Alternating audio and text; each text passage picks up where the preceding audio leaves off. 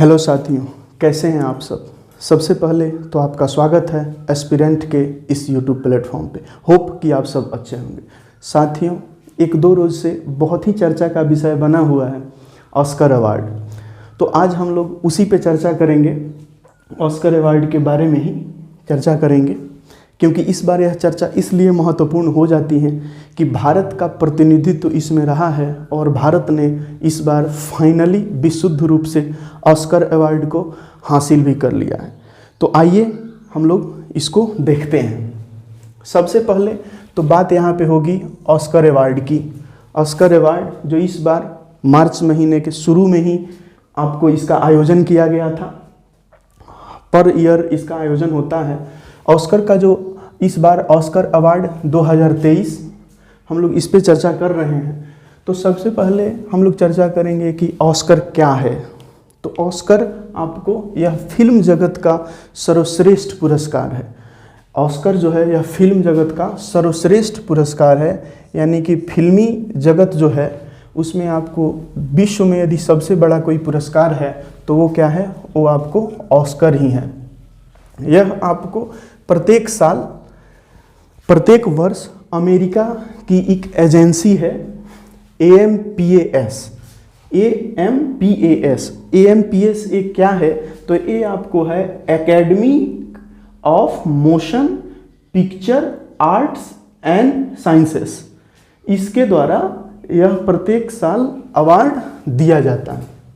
AMPAS क्या है, तो AMPAS जो है यह एक एजेंसी है। इसका फुल फॉर्म होता है academy of motion picture arts and sciences. ठीक है।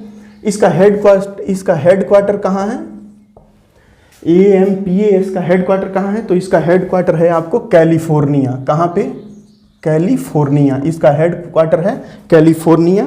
यह कब बना था, यह बना था आपको 1927 में। AMPAS का फुल फॉर्म आप जान गए। यह अमेरिका में एक एजेंसी है। इसका हेडक्वार्टर कैलिफोर्निया है और 1927 में यह बना था, इस्टेब्लिश हुआ था 1927 में। ठीक है। अब चूंकि शुरुआत ऑस्कर देने की जो शुरुआत है यह कब से शुरू की गई थी, तो यह आपको सन 1929 में यह आपको सबसे पहले ऑस्कर जो है यह आपको ऑस्कर देने की शुरुआत सन 1929 में शुरू की गई थी। और इसका पहला समारोह जो हुआ था वो आपको 16 मई 1929 को हुआ था। कहाँ पे, होटल रूजवेल्ट है अमेरिका में, वहीं पे आपको इसका आयोजन किया गया था। पहला आयोजन कब किया गया था, पहला आयोजन इसका किया गया था 16 मई 1929 होटल रूजवेल्ट अमेरिका में। ठीक है दोस्त, इसको आप जान लें। ऑस्कर नाम को लेके बहुत सारी किंवदंतियां हैं। ऑस्कर नाम कहाँ से आया, इसके नाम को लेकर एक डाउट है, कंफर्म नहीं है कि आखिर ऑस्कर नाम पड़ा ही क्यों। ठीक है, तो इस नाम को लेकर बहुत सारी किंवदंतियां हैं। इस बार जो इसका आयोजन ऑस्कर 2023 का जो आयोजन हुआ था, यह आयोजन आपको 2023 इस बार का आयोजन यह आपको लॉस एंजलिस अमेरिका में हुआ था। ठीक है, क्योंकि यह AMPAS कहाँ है, अमेरिका में है, तो जाहिर सी बात है कि इसका आयोजन जब भी होगा अमेरिका में होगा। तो लॉस एंजलिस अमेरिका में 2023 का इस बार आयोजन हुआ था। और इस आयोजन में आपको एक बात आपको बता दूं, लॉस एंजलिस जो है, प्रियंका चोपड़ा जो है आपको लॉस एंजलिस में ही रहती है। उसका घर जो है अमेरिका वाला घर, वह आपको लॉस एंजलिस में ही है। भारत क्यों चर्चा में है, भारत इसलिए चर्चा में है क्योंकि भारत विशुद्ध रूप से भारत इस बार ऑस्कर जीता है। इस बार ऑस्कर अवार्ड भारत को विशुद्ध रूप से मिला है। मिला तो इसके पहले भी है, लेकिन उसको विशुद्ध रूप से नहीं कहा जा सकता, क्योंकि उसमें क्या है कि आपको हमेशा से वह ब्रिटिशर्स या फॉरेनर्स उसके डायरेक्टर रहे हैं, प्रोड्यूसर रहे हैं, तो उस तरीके से मिला है। लेकिन विशुद्ध रूप से इस बार मिला है। तो भारत इसलिए चर्चा में है क्योंकि भारत की एक मूवी आई थी ट्रिपल आर मूवी आई थी, साउथ की मूवी थी, लेकिन इसको वर्ल्ड वाइड रिलीज किया गया था। तो इस मूवी में आपको एक गाना था नाटू नाटू सॉन्ग। इस मूवी में एक गाना था नाटू नाटू सॉन्ग। तो उस नाटू नाटू सॉन्ग को सर्वश्रेष्ठ मूल गीत की श्रेणी में इस बार क्या ऑस्कर मिला है। सर्वश्रेष्ठ मूल गीत की श्रेणी में इस बार ऑस्कर मिला है। इसको दिमाग में रखना है। नाटू नाटू गीत जो RRR मूवी है, उस मूवी में एक गीत है नाटू नाटू गीत।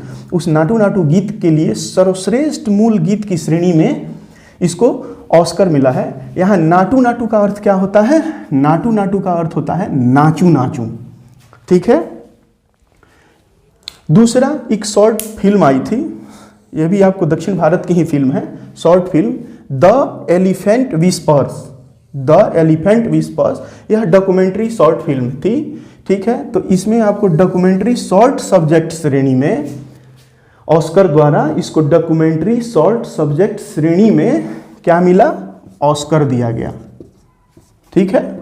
इसको आप याद करेंगे। नाटू नाटू को सर्वश्रेष्ठ मूल गीत की श्रेणी में, द एलिफेंट विस्पर्स को डॉक्यूमेंट्री शॉर्ट सब्जेक्ट श्रेणी में। ये जो फिल्म है द एलिफेंट विस्पर्स, यह आपको दो हाथियों की कहानी है। दो हाथियों और उसके देखभाल यानी कि केयर टेकर करने वाले की कहानी है। ठीक है। उसके अटूट बंधन को दर्शाता है। ये जो फिल्म है बड़ा ही इमोशनल फिल्म है।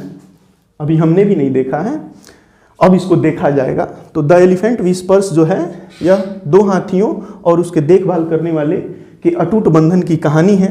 ठीक है। द एलिफेंट विस्पर्स जो है, इसके डायरेक्टर कौन है? इसके डायरेक्टर है कार्तिकी गोंजाल्विस और प्रोड्यूसर है इसके गुनीत मोगा। इसको आपको याद करना है। डायरेक्टर कौन है? कार्तिकी गोंजाल्विस और प्रोड्यूसर है गुनीत मोगा। पीछे एक चिड़िया आती है और हमेशा से बोलती है, अभी बोल रही है। ठीक है। उस पर आपको ध्यान नहीं देना है। आपको ध्यान देना है कि द एलिफेंट विस्पर्स जो है, इसके डायरेक्टर कौन है? कार्तिकी गोंजाल्विस और प्रोड्यूसर हैं इसके गुनीत मोगा। अब हम यहाँ पे बात करेंगे ट्रॉफी की, ऑस्कर ट्रॉफी की बात करेंगे। तो ट्रॉफी की बात करेंगे तो ट्रॉफी जो है वह आपको कितनी 13.5 इंच यानी कि 13.5 इंच लंबी होती है। सेंटीमीटर में देखेंगे तो 34 सेंटीमीटर लंबी होती है। वजन इसका जो है वह 8.5 पाउंड यानी कि 8.5 पाउंड इसका वजन होता है। वजन में अगर केजी में देखेंगे तो 3 किलो 850 ग्राम यानी कि 3.85 केजी इसका वजन होता है। कभी कभी क्या होता है कि ट्रॉफी का वजन पूछ देता है, तो इसलिए ट्रॉफी का वजन ध्यान में रखना है, इसको लंबाई ध्यान में रखना है और ये जो वजन है इसको ध्यान में रखना है, केजी वाला वजन। तो लंबाई जो है 13.5 इंच, वजन जो है 3.85 केजी। ठीक है। अब आकृति की बात करें, ऑस्कर की आकृति कैसी होती है? तो ऑस्कर की आकृति जो होती है वह आपको एक योद्धा होता है। कितना मीटर लंबा होता है? 13.5 इंच लंबा एक योद्धा होता है। इसके हाथ में एक तलवार होती है और 5 तिल्लियों वाली फिल्मी रील पर खड़ा होता है। 5 तिल्लियों की एक रील बनी होती है, उस रील पे यह खड़ा होता है एक योद्धा जो है। तो इसकी ट्रॉफी को आप समझ गए, ट्रॉफी का आकार कैसा होता है, इसकी आकृति कैसी होती है। अब हम लोग, चूंकि यहाँ पे बात हो रही है RRR की, यहाँ पे बात हो रही है RRR की, तो RRR की पहले हम लोग इस पे बात कर लेते हैं, कुछ पुराने किस्सों पे बात कर लेते हैं। ठीक है। उसके बाद से तब हम उस पे बात करेंगे। जब कुछ पुराने किस्सों की बात हम लोग करेंगे तो एक फिल्म आई थी बहुत पहले, फिल्म का नाम था गांधी। ठीक है। बहुत पहले की बात है। इसके डायरेक्टर थे रिचर्ड एटनबरो। रिचर्ड एटनबरो थे, विदेशी थे, फॉरेनर थे। इन्होंने एक फिल्म बनाई गांधी। चूंकि आज़ादी के कुछ समय बाद की ही बात है, तो गांधी तो बहुत फेमस हुआ करते थे, महात्मा गांधी जी राष्ट्रपिता थे। तो इन पे एक फिल्म बनाई रिचर्ड एटनबरो ने। इस फिल्म में एक इंडियन एक्ट्रेस थी, भानु अथैया इनका नाम था। भानु अथैया को बेस्ट कॉस्ट्यूम कैटेगरी में ऑस्कर मिला था। ठीक है। भानु अथैया को बेस्ट कॉस्ट्यूम कैटेगरी में, यह भारतीयों के लिए पहला ऑस्कर अवार्ड था। तो बेस्ट कॉस्ट्यूम कैटेगरी में भानु अथैया को अवार्ड मिला था। फिल्म का नाम था गांधी, डायरेक्टर थे इसके रिचर्ड एटनबरो। लेकिन चूंकि इसके डायरेक्टर कौन थे? रिचर्ड एटनबरो, जो कि फॉरेनर थे। तो इसको विशुद्ध रूप से भारत को ऑस्कर मिलना नहीं कहेंगे। कुछ समय बाद समय बीता, फिर बात यहाँ पे हम लोग करेंगे सत्यजीत रे की। यहाँ पे हम लोग देखेंगे सत्यजीत रे। सत्यजीत रे कौन थे? सत्यजीत रे जो थे यह इंडियन फिल्म मेकर थे, बहुत ही बड़े राइटर थे, अच्छा लिखते थे, फिल्में भी बहुत अच्छी अच्छी बनाई हैं इन्होंने। उम्र के अंतिम समय में, यानी कि जब यह अपने उम्र के अंतिम पड़ाव में थे, बिस्तर पे लेटे हुए थे, तब इनको लाइफ टाइम अचीवमेंट के लिए यह अवार्ड मिला था, ऑस्कर दिया गया था। सत्यजीत रे, आप जान गए इनको, फिल्म मेकर थे, राइटर थे। उम्र के अंतिम समय में जब यह बिस्तर पे लेटे हुए थे आखिरी दिनों में, तो इनको लाइफ टाइम अचीवमेंट के लिए ऑस्कर मिला था। ठीक है। अब यहाँ पे स्लम डॉग मिलेनियर की यदि बात की जाए, जैसे ही यहाँ पे हम लोग बात करेंगे स्लम डॉग मिलेनियर की, तो आपके जहन में एक बात आ रहा होगा, रसेल पोर्टकुट्टी, AR रहमान, गुलजार इत्यादि, इन सब नाम की, ये सब नाम आपके दिमाग में आ रहे होंगे। तो आपको याद होगा कि एक गाना था इसमें, जय हो आदि, इसमें बहुत सारे गाने थे, और उन गानों के साउंड डिजाइन कैटेगरी में इसको ऑस्कर मिला था। इसको ऑस्कर मिला था साउंड डिजाइन कैटेगरी में। ठीक है। तो चूंकि ये भी विशुद्ध रूप से ऑस्कर भारत को मिलना नहीं होगा। ठीक है। इसके डायरेक्टर जो थे वो भी फॉरेनर थे। हाँ ठीक है, AR रहमान, गुलजार इत्यादि इन नामों की चर्चा हुई थी, लेकिन विशुद्ध रूप से यदि बात की जाए तो विशुद्ध रूप से ऑस्कर इंडिया को नहीं मिला था। यहाँ पे बात करेंगे हम लोग मदर इंडिया की। बहुत पहले एक फिल्म आई थी मदर इंडिया, और ऐसी ही कुछ समय, बहुत समय बाद, मतलब आज से 15, 16, 20 साल पहले के आसपास एक मूवी आई थी लगान। हाँ, लगान और गदर दोनों एक साथ आई थी। लगान मूवी और एक सनी देओल की मूवी आई थी गदर, यह दोनों मूवी एक ही साथ रिलीज हुई थी 2002 में, 2002 या 2003 में, एग्जैक्ट मुझे याद नहीं है, लेकिन 2002 या 2003 की ही बात है।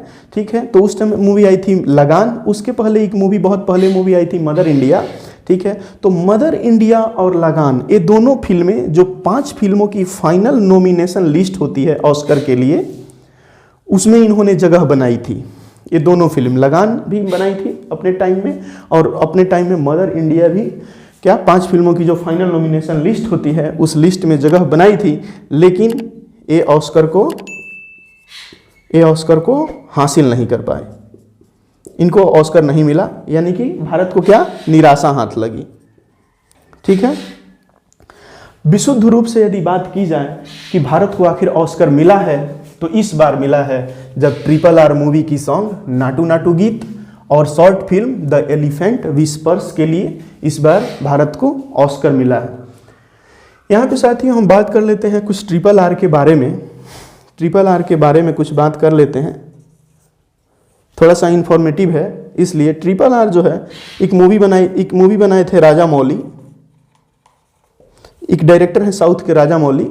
इन्होंने एक मूवी बनाई थी RRR, बहुत ही अच्छी मूवी थी। इसमें आपको रामचरण और जूनियर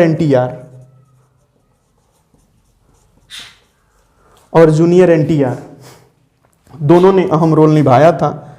ठीक है। यह आपको, जब इंडियन फ्रीडम स्ट्रगल, जब स्वतंत्रता संघर्ष चल रहा था, तो आपको उस समय के 2 क्रांतिकारी थे, उन्हीं पे बेस्ट यह मूवी बनी थी। ठीक है। इसमें आपको जो RRR का ये जो सॉन्ग है नाटू नाटू, ठीक है, इस नाटू नाटू को 20 दिन में शूट किया गया था। नाटू नाटू को 20 दिन में शूट किया गया था, और 43 रीटेक हुए थे। कितने हुए थे? 43 रीटेक हुए थे। ठीक है। 20 दिन में यह शूट हुआ था। यह गाना नाटू नाटू सॉन्ग जो है, यह 20 दिन में शूट हुआ था, और इसके लिए आपको 43 जो है वो आपको रीटेक हुए थे। ठीक है। और इसकी शूटिंग कहाँ हुई थी पता है आपको? इसकी शूटिंग हुई थी यूक्रेन में। इसकी शूटिंग हुई थी यूक्रेन में। यूक्रेन में कहाँ? यूक्रेन में आपको जो प्रेसिडेंट हाउस है, उसी में इसकी शूटिंग हुई थी। और राष्ट्रपति कौन थे? राष्ट्रपति आपको जेलेंस्की थे। कौन थे? जेलेंस्की थे। आपको पता, जेलेंस्की, आपको पता है जेलेंस्की भी बहुत बड़े कॉमेडियन और एक्टर रह चुके हैं। उनको लगाव है सिनेमा से। उन्होंने इसकी परमिशन दे दी थी राजा मौली को, और राजा मौली ने इसके लिए जेलेंस्की को बहुत बड़ा थैंक यू भी भेजा था। तो जो गाना नाटू नाटू जो गाना है, नाटू नाटू, पीछे आप लोग जो बड़ा सा महल देख रहे हैं वह यूक्रेन का राष्ट्रपति रेजिडेंशियल हाउस है, प्रेसिडेंट हाउस है, जहाँ पे जेलेंस्की रहते हैं। ठीक है, इस चीज़ को हम लोग समझ गए। अब यहाँ पे हम लोग एक और चीज़ को देखेंगे।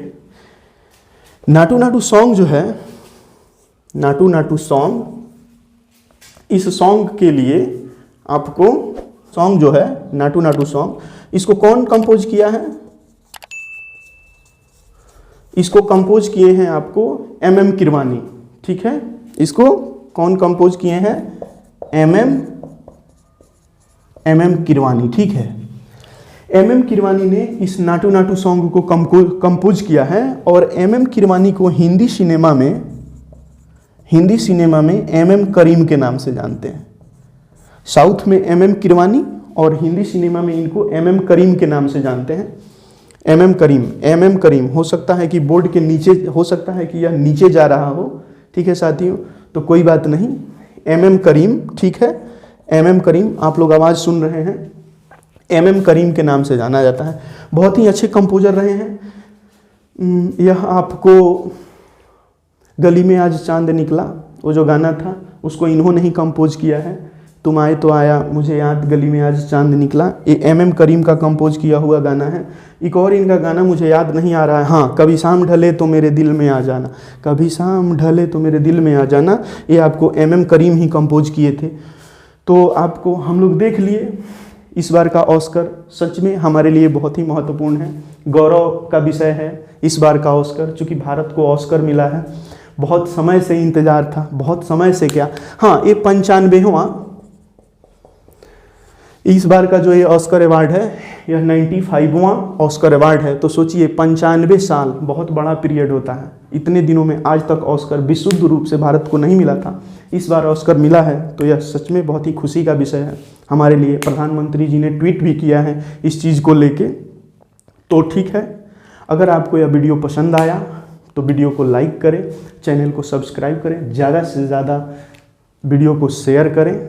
ठीक है, और बने रहें एस्पायरेंट के यूट्यूब प्लेटफॉर्म से। ऐसे ही इन्फॉर्मेटिव, परीक्षा को ध्यान में रखते हुए बहुत सारे वीडियो आते रहेंगे जो आपके लिए फ़ायदेमंद होंगे। Thank you.